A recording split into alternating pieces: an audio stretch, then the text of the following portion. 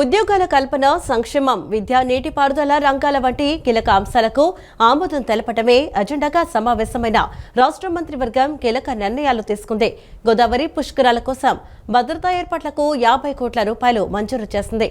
అగ్నిమాపక శాఖ ఆధునీకరణకు ఆమోదం లభించింది. పరిశ్రమలు, విద్య, మౌలిక సదుపాయాలకు ఊతమిస్తూ వివిధ సంస్థలకు భూ కేటాయింపులు, ఏపీ మార్కెఫెడ్కు 300 కోట్ల రూపాయల రుణానికి ప్రభుత్వం గ్యారంటీ ఇచ్చింది. ఉద్యోగాల కల్పన, సంక్షేమం, విద్య, నీటిపారుదల రంగాల వంటి కీలక అంశాలకు ఆమోదం తెలపడమే అజెండాగా సమావేశమైన రాష్ట్ర మంత్రివర్గం కీలక నిర్ణయాలు తీసుకుంది. రెండో దశలో 3168 ప్రభుత్వ ఉద్యోగాల భర్తీపై చర్చించింది. దీనిపై మరింత అధ్యయనం తర్వాత ఉద్యోగాల భర్తీపై మంత్రివర్గ ఉపసంఘం తదుపరి భేటీలో చర్చకు సీఎం నిర్ణయించారు. నేతన్న భరోసా కింద 50 ఏళ్లలోపు బీపీఎల్ చేనేత కుటుంబాలకు ఏటా 25,000 ఆర్థిక సాయం ప్రతిపాదనకు గ్రీన్ సిగ్నల్ ఇచ్చింది. సచివాలయంలో సీఎం అధ్యక్షతన కేబినెట్ భేటీ అయింది. భుజానికి శస్త్రచికిత్స కారణంగా ఉప ముఖ్యమంత్రి పవన్ కళ్యాణ్ హాజరు కాలేదు. దాదాపు 25కు పైగా అజెండా అంశాలకు రాష్ట్ర మంత్రివర్గం ఆమోదం తెలిపింది. జాబ్ క్యాలెండర్ 2026-27లో భాగంగా రెండో దశ కింద 3168 ప్రభుత్వ ఉద్యోగాల భర్తీకి తదుపరి భేటీలో చర్చకు సీఎం నిర్ణయించారు. బాపట్ల జిల్లా వేదుపల్లిలో వినికిడి లోపం ఉన్న విద్యార్థుల కోసం ప్రభుత్వ డిగ్రీ కళాశాల ఏర్పాటుకు ఆమోదం తెలిపింది. గోదావరి పుష్కరాల కోసం భద్రతా ఏర్పాట్లకు 50 కోట్లు మంజూరు చేసింది. అగ్నిమాపక శాఖ ఆధునీకరణకు ఆమోదం లభించింది. పరిశ్రమలు, విద్య, మౌలిక సదుపాయాలకు ఊతమిస్తూ వివిధ సంస్థలకు భూ కేటాయింపులు, ఏపీ మార్కెఫెడ్కు 300 కోట్ల రుణానికి ప్రభుత్వం గ్యారంటీ ఇచ్చింది. విష్ణు ఉమెన్స్ యూనివర్సిటీ, చలపతి యూనివర్సిటీలను ప్రైవేటు యూనివర్సిటీల జాబితాలో చేర్చే ఆర్డినెన్స్ కు మంత్రివర్గం గ్రీన్ సిగ్నల్ ఇచ్చింది. నీటిపారుదల రంగంలో నేరడి బ్యారేజీ నిర్మాణానికి 641 కోట్ల పరిపాలన అనుమతి, హెచ్ఎన్ఎస్ఎస్ ఫేజ్ 2 పనుల వ్యయాన్ని 312 కోట్లకు పెంచే ప్రతిపాదనకు ఆమోద ముద్ర వేసింది. విశాఖలో ఏఐజీ సంస్థ ఆధ్వర్యంలో నర్సింగ్, అలైడ్ హెల్త్ సైన్సెస్ కాలేజీలు, హాస్టళ్ల నిర్మాణానికి మంత్రివర్గ కమిటీ భూ కేటాయింపులు జరిపారు. నంద్యాల జిల్లాలో ఏఎం గ్రీన్ సంస్థ ఆధ్వర్యంలో 700 మెగావాట్ల సోలార్, 300 మెగావాట్ల విండ్ పవర్ ప్రాజెక్టుల స్థాపనకు 2 విడతల్లో భూములు కేటాయించారు. గండికోట పంపుడు స్టోరేజీ ప్రాజెక్టు పరిధిలో అదానీ సంస్థ నిర్మిస్తున్న 1800 మెగావాట్ల భారీ విద్యుత్ ప్రాజెక్టు పనుల కోసం ఎన్ఆర్ఈడీ సిఏపీకి భూములు కేటాయించారు. కుప్పంలో శ్రేష్ఠ రెన్యూవబుల్స్ ఆధ్వర్యంలో క్రంప్డ్ బయోగ్యాస్ ప్లాంట్ ఏర్పాటుకు నంద్యాలలో ఎన్సీఎల్ ఇండస్ట్రీస్ మినీ హైడల్ ప్రాజెక్టుకు 33 ఏళ్ల లీజుపై భూములిస్తూ క్లియరెన్స్ ఇచ్చారు. పర్యాటక రంగాన్ని అంతర్జాతీయ స్థాయికి తీసుకువెళ్లేలా ఏపీ టూరిజం అథారిటీకి కీలక భూ బదిలీలు జరిగాయి. చిత్తూరు, కాకినాడ నగరాల్లో వరల్డ్ క్లాస్ రిసార్ట్స్, స్టార్ హోటళ్లు, సరికొత్త టూరిజం ప్రాజెక్టుల నిర్మాణం కోసం ప్రభుత్వ స్థలాలను బదిలీ చేస్తూ మంత్రివర్గం గ్రీన్ సిగ్నల్ ఇచ్చింది. విజయనగరంలో ఎస్ఎస్రీ విరోహ ఇంపెక్స్ సంస్థ ఆధ్వర్యంలో రద్దీస్ రీజనరేటివ్ హబ్ పరిశ్రమ ఏర్పాటుకు మార్గం సుగమం చేశారు. పుటపర్తిలో ఎస్ఎస్ఎస్ ఏరోస్పేస్ ప్రాజెక్టు స్థాపన కోసం శ్రీ సత్యసాయి సెంట్రల్ ట్రస్ట్ భూములపై ఉన్న 76.13 ఎకరాల నిషేధాన్ని ఎత్తివేస్తూ నిర్ణయం తీసుకున్నారు. ఆంధ్రప్రదేశ్ మున్సిపాలిటీల చట్టం 1965కు సవరణ జరిగే వరకు శ్రీకాకుళంలోని ఎల్పీ నెంబర్ 38/82Aలో 333.3 చదరపు గజాల మున్సిపల్ ఖాళీ స్థలంలో ప్రజాపిత బ్రహ్మకుమారిస్ ఈశ్వరీయ విశ్వవిద్యాలయం శ్రీకాకుళం శాఖ లీజు ప్రాతిపదికన కొనసాగేందుకు అనుమతి ఇచ్చే ప్రతిపాదనకు రాష్ట్ర మంత్రి మండలి ఆమోదం తెలిపింది. అంటే ఈ సంస్థకి, ఎందుకంటే ఇది ఎన్జిఓ పేరున్న ఎన్జిఓ కాబట్టి ఇంత ముందే ఇచ్చారు. కాకపోతే మున్సిపాలిటీకి కేవలం 25 సంవత్సరాలకి లీజ్ ఇచ్చే అధికారం ఉంటుంది కాబట్టి 20 సంవత్సరాలు అయిపోయింది. దీన్ని పొడిగించడానికి ఈరోజు ఈ ప్రతిపాదన ద్వారా చేకూరుతుందని చెప్పేసి మనం చేస్తాం. మరి 2027 జూన్, జూలై నెలల్లో జరగనున్న గోదావరి పుష్కరాలని అత్యంత ప్రతిష్టాత్మకంగా ఈ ప్రభుత్వం నిర్వహించబోతా ఉంది. కొన్ని కోట్లాది మంది భక్తులు మరి గోదావరి పుణ్యస్నానం చేయటానికి వచ్చే అవకాశం ఉంది కాబట్టి ఈ పుష్కరాలని సమర్థవంతంగా ప్రజలకి సౌకర్యవంతంగా నిర్వహించాలనే ఉద్దేశంతో మరి భద్రత మరియు బందోబస్తు ఏర్పాట్లు చేపట్టేందుకు అయ్యే వ్యయం కోసం 50 కోట్లు మంజూరు చేసే ప్రతిపాదనకు రాష్ట్ర మంత్రి మండలి ఆమోదం తెలిపింది. అంటే ఈ నిధుల్ని ట్రాఫిక్ నిర్వహణ కోసం కానివ్వండి, వైద్య సదుపాయాల కోసం కానివ్వండి, లేదా కెమెరాస్ కానివ్వండి, గజ ఈతగాలం లోపలికి వెళ్తే ఏదైనా ప్రమాదాలు, అంటే రకరకాల మెరుగైన సేవలు అందించడానికి ఈ నిధులు ఉపయోగించబడతాయి. ఢిల్లీలో నిరసనలపై సుప్రీంకోర్టు వ్యవహరించిన తీరు రాష్ట్రంలో ప్రధాన రాజకీయ పార్టీలు స్పందించిన తీరు సరైనవి కాదని సిపిఎం రాష్ట్ర కార్యదర్శి వి శ్రీనివాసరావు పేర్కొన్నారు. ప్రైవేటు సంస్థ అయిన జీఎంఆర్ చెందిన భోగాపురం ఎయిర్పోర్ట్ ప్రారంభోత్సవానికి ప్రభుత్వం ఎందుకు ముందుండి ఏర్పాట్లు చేస్తుందని ప్రశ్నించారు. ప్రజల సౌకర్యాలు కల్పించకుండా ప్రజా సంక్షేమం కోత పెడుతూ ప్రైవేటు సంస్థలకు సాయం చేస్తున్నారని మండిపడ్డారు.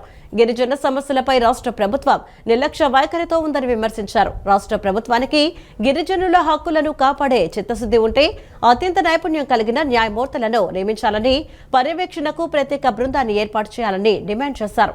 తద్వారా జీవో నెంబర్ 3ని కాపాడి 1/7 రద్దు కాకుండా కాపాడాలని డిమాండ్ చేశారు.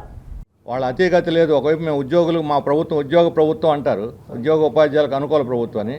అక్కడ 100 మంది టీచర్లు ఆత్మహత్యలు చేసుకునే పరిస్థితిలోకి వచ్చారు. నిన్న వాళ్ళని ప్రత్యేకంగా మీడియా కూడా ఉంది, అందరూ కలిసి కాపాడారు. లేకపోతే పైనుంచి దూకితే ఏమై ఉండేది పరిస్థితి. అంత డెస్పరేషన్లో వాళ్ళు ఉన్నారు, నిస్పృహలో ఉంటే.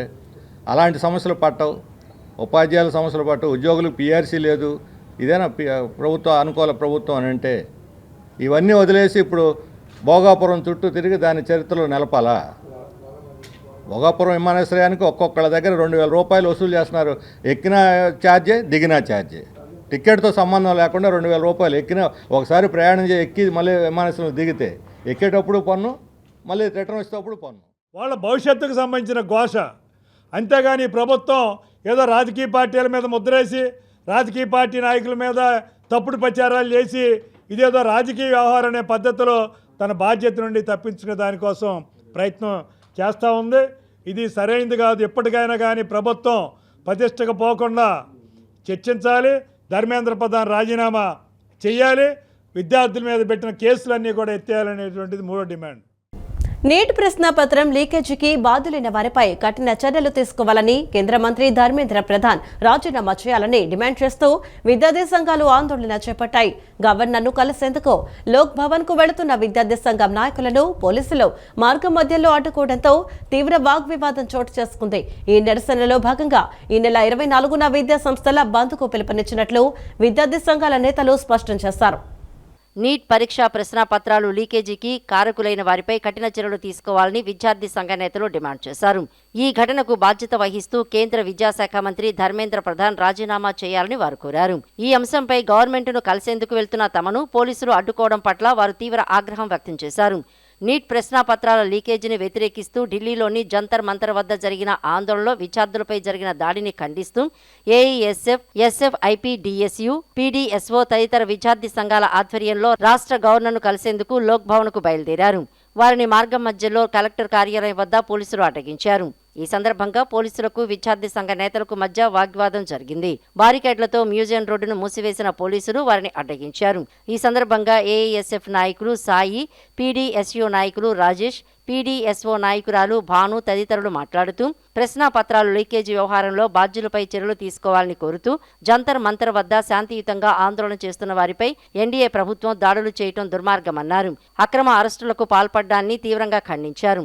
దీనిపై గవర్నర్ను కలిసి ఫిర్యాదు చేసేందుకు వెళ్తున్న తమను పోలీసులు అడ్డుకోవడాన్ని తప్పుపట్టారు. విద్యార్థులకు న్యాయం చేయాలని, చేకూరే వరకు ఆందోళన కొనసాగిస్తామని స్పష్టం చేశారు. తమ ఆందోళనలో భాగంగా 24న విద్యాసంస్థల బంద్కు పిలుపునిచ్చామన్నారు. విద్యాసంస్థల యాజమాన్యాలందరూ ఈ బంద్కు సహకరించాలని వారు కోరారు.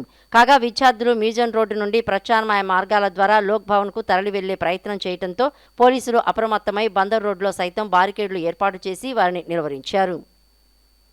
ఫ్రెండ్లీ పోలీసులు కూడా అదే విధంగా విద్యార్థుల మీద నమ్మించి మోసం చేసి దాడి చేశారు. దీన్ని తీవ్రంగా ఖండిస్తా ఉన్నాం. ఈరోజు ఈ కార్యక్రమం భవిష్యత్తులో రేపు 24వ తారీఖున రాష్ట్ర వ్యాప్తంగా విద్యా సంస్థల బంద్ని ఈరోజు పిలుపునిస్తా ఉన్నాం. ఈ బంద్లో అందరూ పాల్గొనాలని, ఈ గవర్నర్ గారి అపాయింట్మెంట్ రేపైనా ఇవ్వాలని కూడా కోరుతా ఉన్నాం. ఈ కార్యక్రమాన్ని ముగించి రేపు బంద్కి కూడా వెళ్తామని ప్రకటిస్తాం. అన్ని విద్యార్థి యువజన సంఘాల నేతృత్వంలో 24వ తారీఖున ఆంధ్ర రాష్ట్రంలో అటు తెలంగాణలో బంద్కు పిలుపునిచ్చాం. ఈ రాష్ట్రంలో పోలీస్ శాఖ ఎన్ని అడ్డంకులు సృష్టించినా, ఏ రకమైన ఇబ్బందులు గురి చేసినా బంద్ చేస్తాం. ఢిల్లీలో జరిగేటువంటి విద్యార్థుల పోరాటానికి మద్దతు తెలుపుతాం. నరేంద్ర మోడీ, ధర్మేంద్ర ప్రధాన్ రాజీనామా చేసేంత వరకు మా పోరాటం కొనసాగుతుందని చెప్పి ఈ సందర్భంగా న్యూఢిల్లీలో జరుగుతున్న పార్లమెంటు వర్షాకాల సమావేశాల నేపథ్యంలో తెలుగుదేశం పార్టీ నూతన ఎంపీలు సన సతీష్, భాష్యం రామకృష్ణ, చింతకాయల విజయ్ గురువారం సెషన్ విరామ సమయంలో పలువురు ప్రముఖులను మర్యాదపూర్వకంగా కలిశారు. వీరు రాజ్యసభ డిప్యూటీ చైర్మన్ హరివంశ నారాయణ్ సింగ్, భారత ఉపరాష్ట్రపతి సిపి రాధాకృష్ణన్ మరియు కేంద్ర సహాయ మంత్రి ఎల్ మురుగన్లను వేరువేరుగా భేటీ అయ్యారు.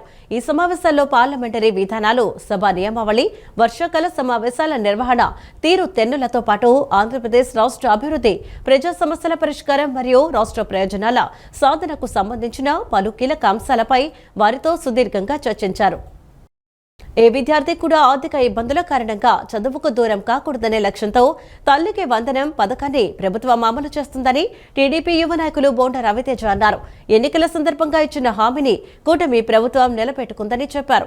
అంగన్వాడీ టీచర్లు, హెల్పర్లు, ఆశా వర్కర్లు, మున్సిపల్ శానిటేషన్ కార్మికుల పిల్లలను కూడా ఈ పథకాల్లో చేర్చి వారికి కూడా ప్రతి విద్యార్థికి 15,000 రూపాయల చొప్పున నేరుగా తల్లుల బ్యాంకు ఖాతాల్లో జమ చేయడం ప్రభుత్వ చిత్తశుద్ధికి నిదర్శనమని కొనియాడారు.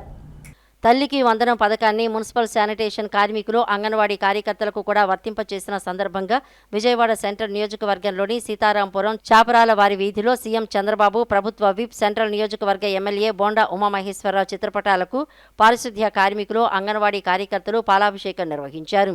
ఈ కార్యక్రమానికి టీడీపీ యువ నాయకులు బోండా రవితేజ ముఖ్య అతిథిగా విచ్చేసి పాలాభిషేకం చేశారు.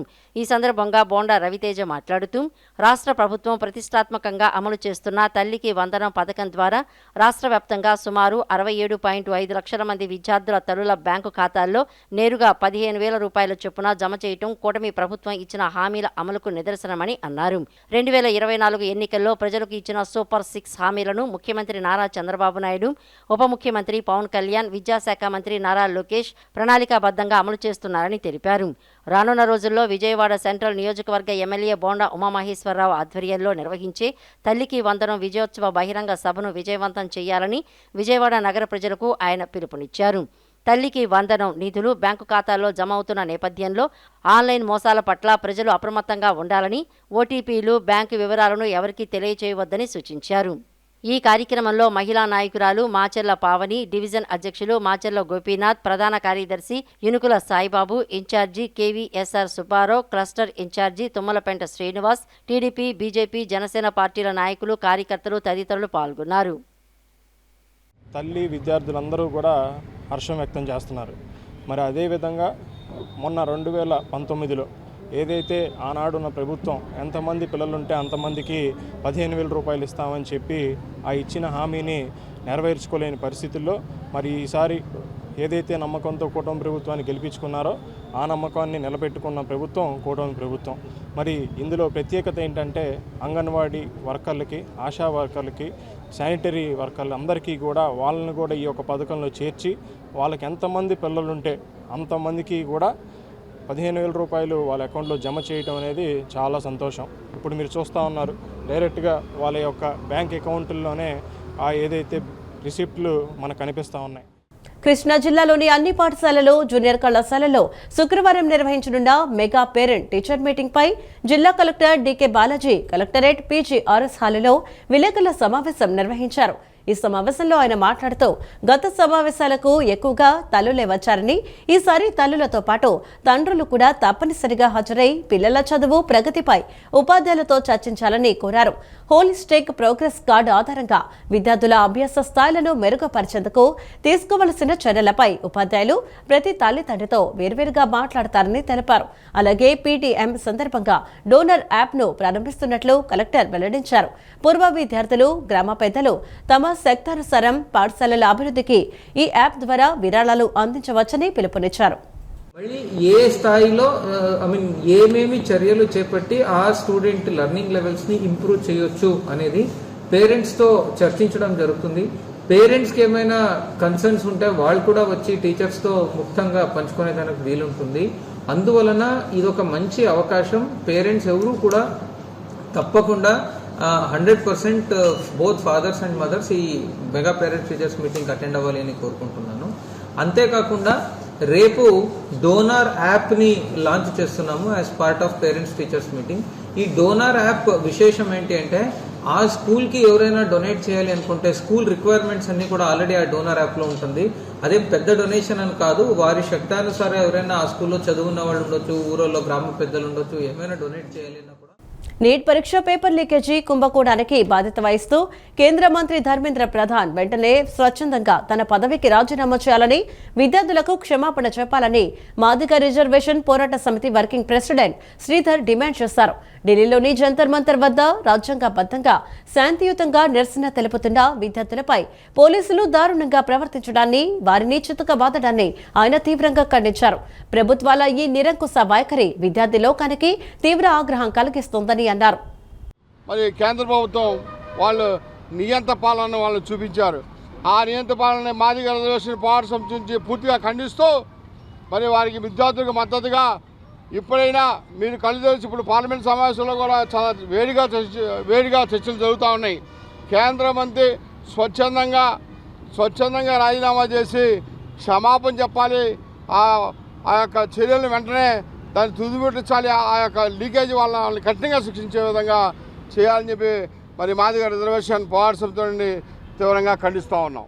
దేశ రాజధాని ఢిల్లీలో జంతర్ మంతర్ వద్ద ఆగస్టు 10వ తేదీన చలో ఢిల్లీ కార్యక్రమాన్ని నిర్వహిస్తున్నట్లు ఆల్ ఇండియా దళిత క్రిస్టియన్ రైట్స్ ప్రొటెక్షన్ కమిటీ జాతీయ అధ్యక్షుడు సంగటి చిన్న యేసోబు తెలిపారు. అన్ని రాజకీయ పార్టీలను, సంఘ నాయకులను, పోస్టర్స్ ను ఆహ్వానించామని చెప్పారు. ఈ కార్యక్రమాన్ని విజయవంతం చేసేందుకు అందరూ కలిసి రావాలని పిలుపునిచ్చారు.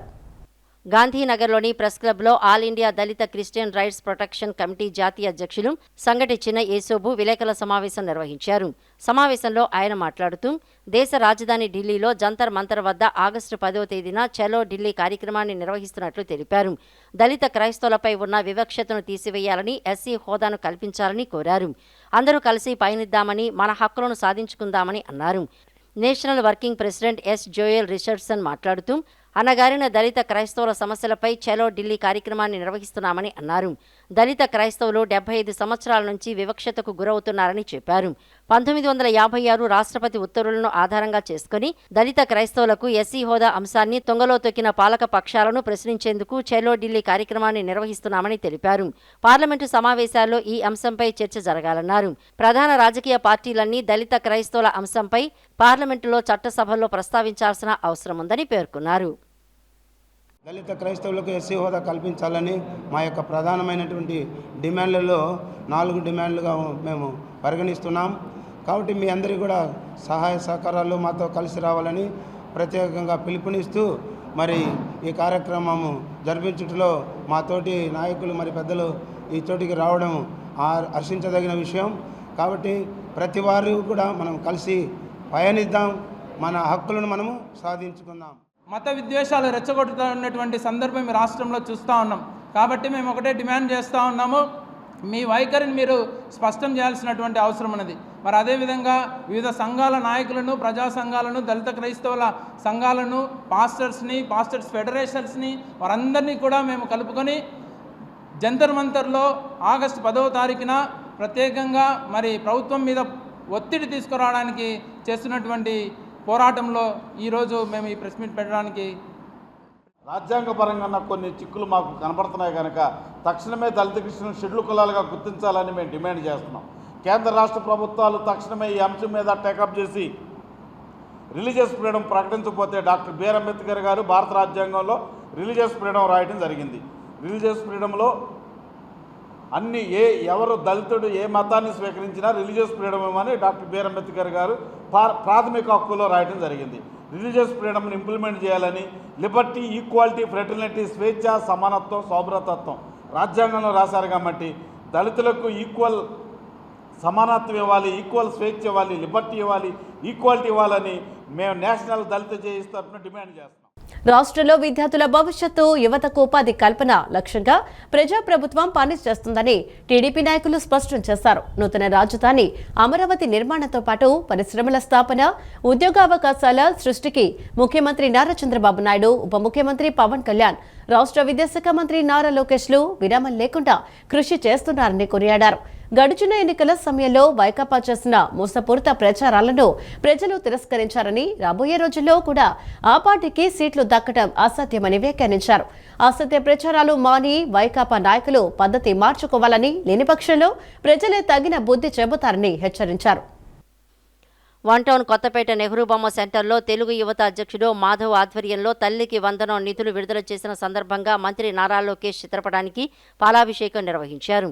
ఈ సందర్భంగా మాధవ్తో పాటు టీడీపీ సీనియర్ నేత సుఖాసి కిరణ్ మాట్లాడుతూ గత ప్రభుత్వ హయాంలో సంక్షేమం పేరుతో ప్రజలను తీవ్రంగా మోసం చేశారని, ఇచ్చిన హామీలను నెరవేర్చడంలో ఘోరంగా విఫలమయ్యారని విమర్శించారు.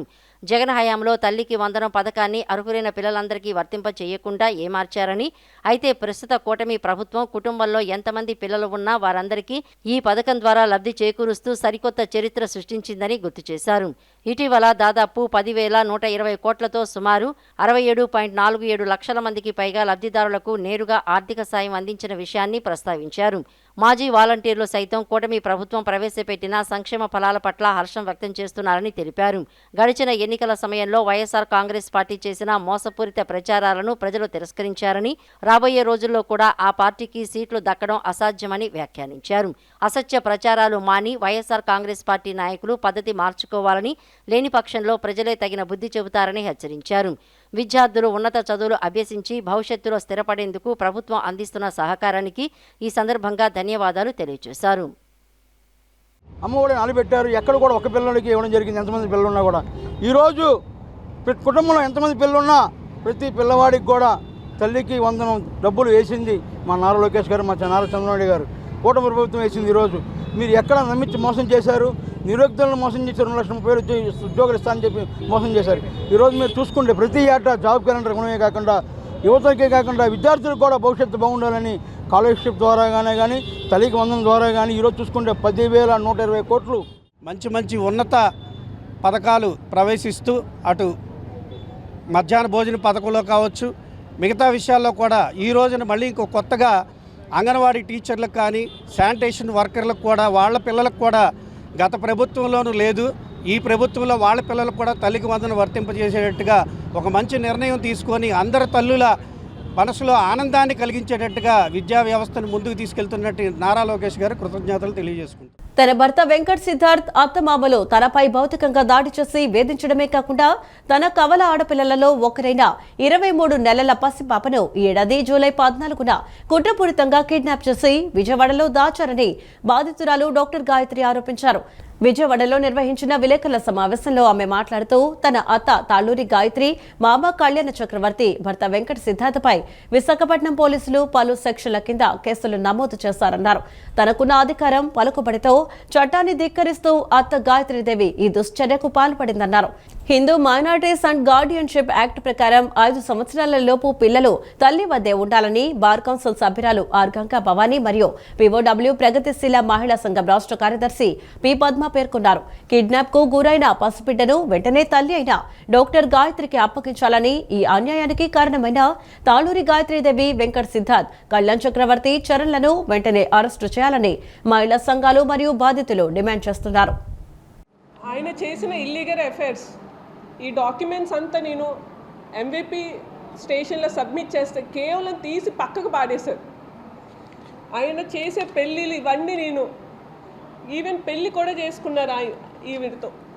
ఆ వీడియో ఎవిడెన్సెస్, ఫొటోస్ అన్నీ. ఈ పాపని ఆ అమ్మాయితో వీళ్ళిద్దరు కలిసి ఉంటారని చెప్పారు. ఆ వీడియో కూడా మన దగ్గర ఉంది. ఈ పాపని ఇప్పుడు పట్టుకెళ్ళారు. ఈ పాప ఆవిడ కలిసి ఉన్నారా? అలా కనుక ఉంటే ఇదా న్యాయం? నేను కన్న బిడ్డ ఎవరికో ఇస్తామేంటి? అది కూడా ఇల్లీగల్ మ్యారేజ్ చేసుకుని ఇలాంటి వాళ్ళని సపోర్ట్ చేసేది. విశాఖపట్నం నుంచి వచ్చి ఇక్కడ ఎందుకు కేసు పెడుతుంది, ఇక్కడికి ఎందుకు వచ్చి ప్రెస్ మీట్ పెడుతుందంటే ఇక్కడున్న హోమ్ మినిస్టర్ గారు అమ్మగారు మీరు ఆడపిల్లల పక్షాన్ని అంటారా ఉండరా? పవన్ కళ్యాణ్ గారు మీ పేషీలోనే ఒక అధికారి ఇంట్లో జరుగుతున్న గొడవ కాబట్టి అందరిని అరెస్ట్ చేసి భర్తని, అత్తని, మామని, మరిదిని అరెస్ట్ చేసి ఆ పాపని ఇప్పించవలసి కోరుతున్నాం. ఆ పాపకి గుండెలో హోల్ ఉంది. పద్దాకలు డాక్టర్ పర్యవేక్షణలోనో పుట్టి ఉండి అమ్మాయిని రక్షించుకోవాల్సిన అవసరం ఉంది. కాబట్టి మేము మహిళా సంఘంగా డిమాండ్ చేస్తున్నాము, మీరు మీ అధికారులు చేస్తున్న ఈ చర్యలను ఖండిస్తూ వెంటనే పోలీసు చర్యలను కూడా మేము ఖండిస్తున్నాము. వెంటనే హోమ్ మినిస్టర్ గారు చర్య తీసుకొని వాళ్ళ అత్తనే మా వాళ్ళని అరెస్ట్ చేయాలని డిమాండ్ చేస్తా ఉన్నాం.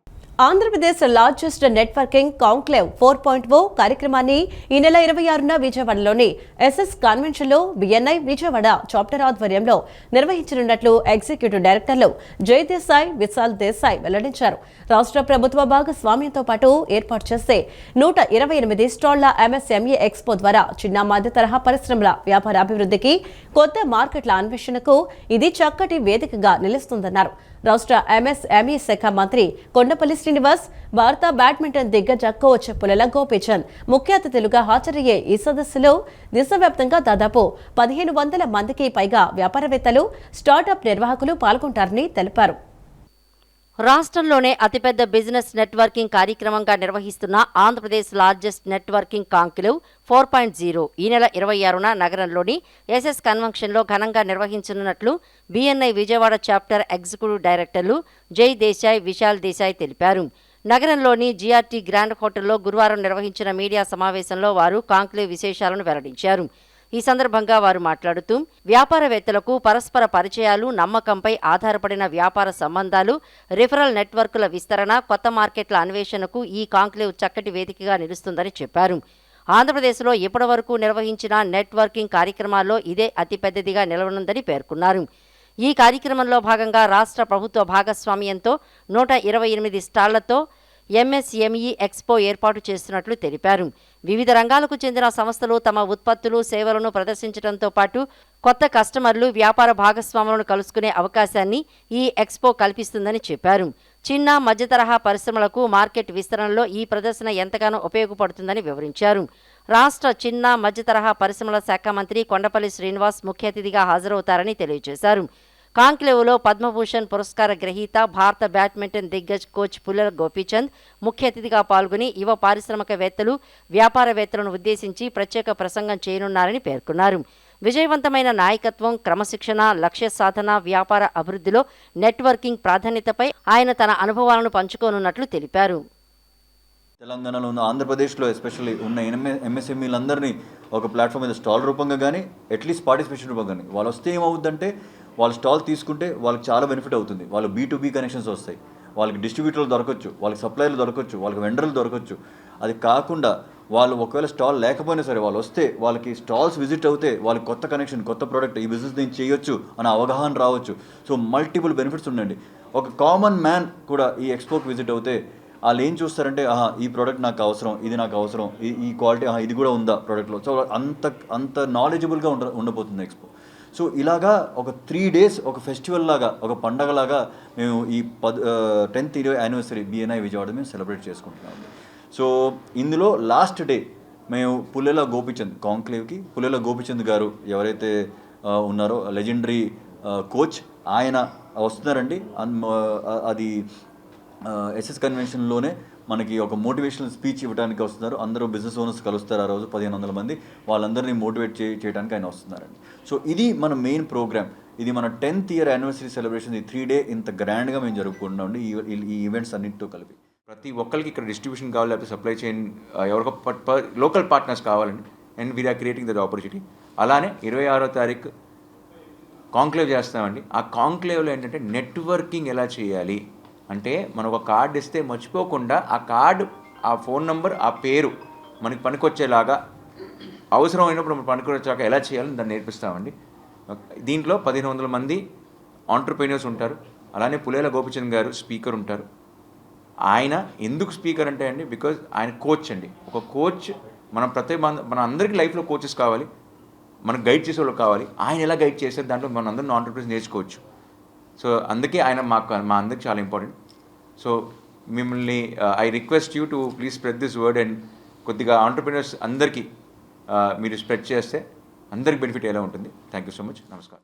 నాయకత్వం అంటే కేవలం హోదా మాత్రమే కాదని, అది ఒక పెద్ద బాధ్యత అని కృష్ణలంక శ్రీ చైతన్య పాఠశాల ప్రిన్సిపల్ మహాలక్ష్మి తెలిపారు. పిల్లల్లో దాగి ఉన్న నాయకత్వ లక్షణాలను వెలికితీసి క్రమశిక్షణ, కరుణ, శ్రమించే తత్వంతో వారిని భావి భారత ఉత్తమ పౌరులుగా తీర్చిదిద్దడమే ఇన్వెస్టిచర్ సెరమనీ అని ముఖ్య ఉద్దేశమని పేర్కొన్నారు. కృష్ణలంక శ్రీ చైతన్య పాఠశాల ఇన్వెస్టిచర్ సెరీమనీ ఘనంగా జరిగింది. ఈ కార్యక్రమానికి ముఖ్య అతిథిగా విజయవాడ రవాణా శాఖ assistant motor vehicle inspector G Priyadarshini హాజరయ్యారు. పాఠశాలలో ఇటీవల నిర్వహించిన ఎన్నికల్లో విజయం సాధించిన head boy, head girl, deputy head boy, deputy head గర్ల్తో పాటు కింగ్స్, రాయల్స్, సీజర్స్, ఫారోస్ అను 4 హౌస్ల కెప్టెన్లు, కల్చరల్ మరియు స్పోర్ట్స్ కెప్టెన్లకు ముఖ్య అతిథి చేతుల మీదుగా బ్యాడ్జీలు, శాషులు అందజేసి వారి బాధ్యతలను అప్పగించారు. ఈ సందర్భంగా పాఠశాల ప్రిన్సిపాల్ మహాలక్ష్మి మాట్లాడుతూ నాయకత్వం అంటే కేవలం హోదా మాత్రమే కాదని అది ఒక పెద్ద బాధ్యత అని విద్యార్థులకు స్పష్టం చేశారు. పిల్లల్లో దాగి ఉన్న నాయకత్వ లక్షణాలను వెలికితీసి క్రమశిక్షణ, కరుణ, శ్రమించే తత్వంతో వారిని భావి భారత ఉత్తమ పౌరులుగా తీర్చిదిద్దటమే ఈ కార్యక్రమం ముఖ్య ఉద్దేశమని తెలిపారు. ఈ సందర్భంగా ఎన్నికల్లో విజయం సాధించిన విద్యార్థులందరికీ శ్రీ చైతన్య మేనేజ్మెంట్ ఈజీ ఎం మురళీకృష్ణ, ఆర్ఏ రాజేష్ బాబు, హోండా కోఆర్డినేటర్ సుధాకర్ తదితరులు శుభాకాంక్షలు తెలియజేశారు.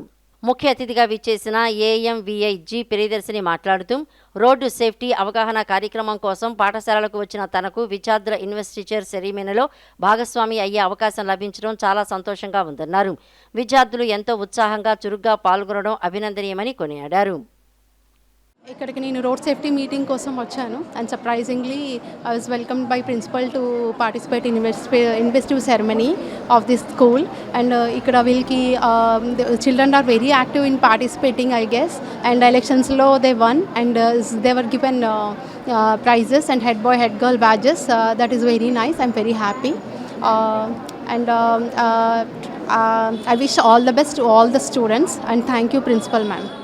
పిల్లల్లో ఉన్న నాయకత్వ లక్షణాలను బయటికి తీసుకొచ్చే నిమిత్తం ప్రతి సంవత్సరం మనం ఇన్వెస్టిట్యూట్ సెరమనీ చేస్తామండి. ఈరోజు బాలలే రేపటి పౌరులు, వాళ్ళే రేపటి లీడర్స్ కూడా.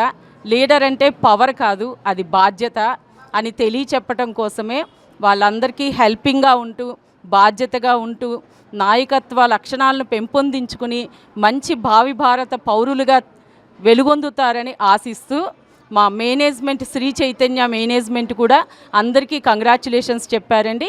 ఈజీఎం మురళీకృష్ణ గారు, ఆర్ఏ రాజేష్ బాబు గారు అందరికీ కంగ్రాచ్యులేషన్స్ తెలియజేశారు. Thank you so much madam. Thank you Sudhakar sir and Honda coordinator. నగరంలోని నోవోటెల్ హోటల్ నందు ఏర్పాటు చేసిన హై లైఫ్ జ్యువెలర్స్ ఎక్స్పో కనువింద చేస్తోంది. మగువల మనసులతోచే పసిడి, డైమండ్స్, కెంపులు తదితర వాటితో తయారైన డిజైన్తో కూడిన ఆభరణాలతో పాటు అధునాతన వస్త్ర శ్రేణితో ఆకట్టుకుంటుంది. హై లైఫ్ ఎక్స్పో నగరంలో 2 రోజుల పాటు కనువింద చేస్తుందని, ప్రసిద్ధి చెందిన హై లైఫ్ ఎక్స్పోను ప్రతి ఒక్కరూ సందర్శించాలని హై లైఫ్ ఎక్స్పో నిర్వాహకులు కోరారు. నోవోటెల్ వరుణ్ లో హై లైఫ్ జ్యువెలరీ అధునాతన వస్త్రాలతో ఏర్పాటు చేసిన ఎగ్జిబిషన్ అత్యంత ఘనంగా ప్రారంభమైంది. దేశవ్యాప్తంగా ఉన్న 150కి పైగా ప్రముఖ సంస్థలకు చెందిన బంగారు ఆభరణాలు, కెంపులు, డైమండ్స్ తదితర వాటితో తయారు చేసిన ఆభరణాలు, అత్యాధునిక డిజైన్లతో తయారైన వస్త్రాలను ప్రముఖ సంస్థలు ఈ ప్రదర్శనలో ఏర్పాటు చేశారు. జ్యువెలరీ ఎగ్జిబిషన్ను తిలకించేందుకు మహిళలు పెద్ద సంఖ్యలో తరలివచ్చారు.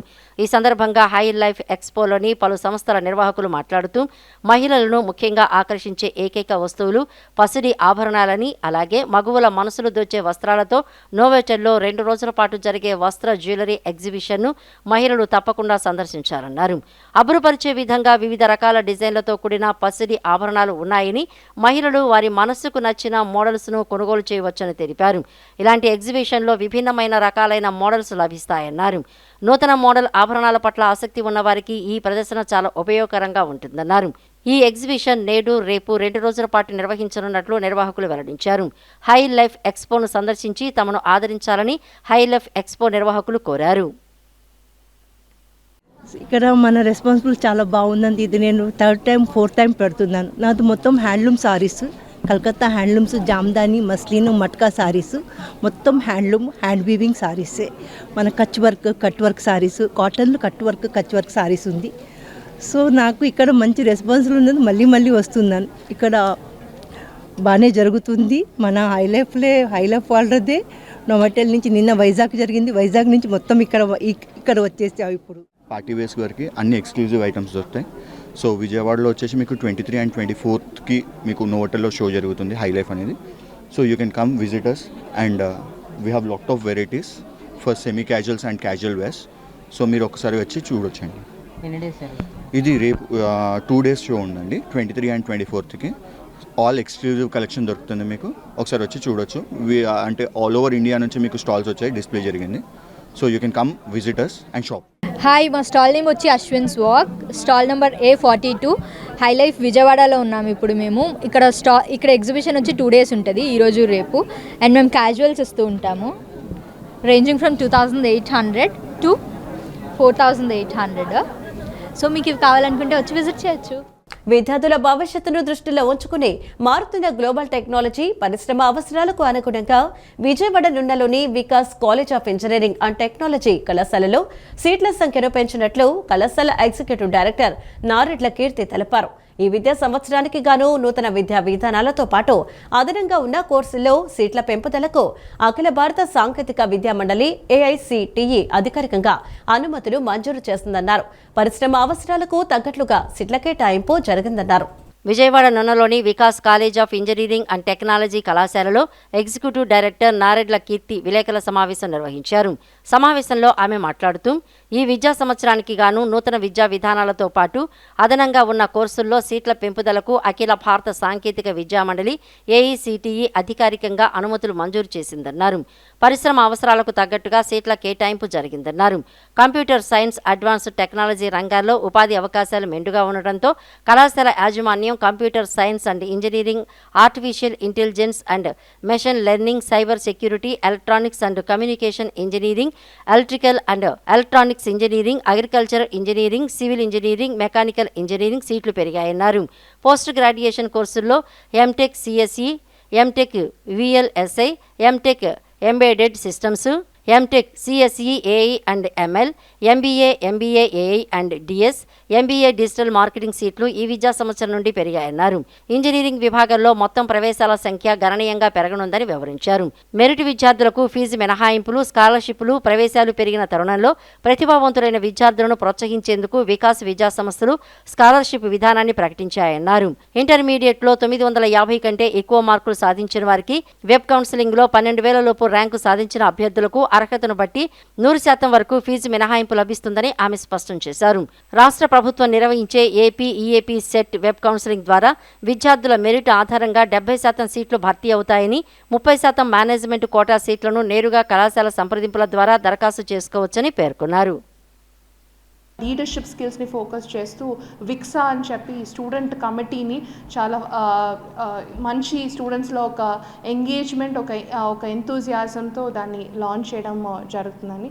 సో ఓవరాల్ వికాస్ ఎడ్యుకేషన్ ఇన్స్టిట్యూషన్స్లో ఈ 30th యానివర్సరీ సందర్భంగా Vikas college of engineering and technology is taking a new step towards growth, towards development. So we are really hoping that 2026 students అందరూ కూడా ఒక మంచి స్ట్రాంగ్ కెరియర్లోకి వాళ్ళు వెళ్ళే విధంగా ఈ 4 years జర్నీలో వాళ్ళు ఎక్స్పీరియన్స్ చేయబోతున్నారు.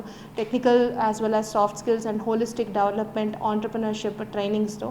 So we are hoping to welcome 2026 batch of students and making sure that they all have a very, very strong 3-4 years tenure in the campus and have a successful career launch.